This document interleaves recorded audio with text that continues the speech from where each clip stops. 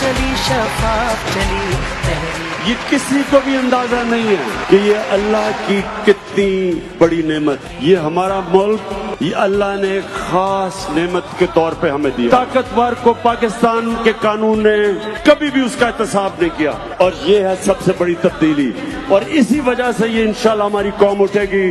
پاکستانیوں 23 سال پہلے میں نے ایک چیز کہی تھی کہ نہ آج تک میں کبھی کسی کے سامنے جھکا ہوں سوائے اللہ کے اور انشاءاللہ کبھی اپنی قوم کو کسی کے سامنے نہیں جھکنے دوں گا انشاءاللہ. And my belief is, La ilaha illallah, there is no God but one. And we will fight.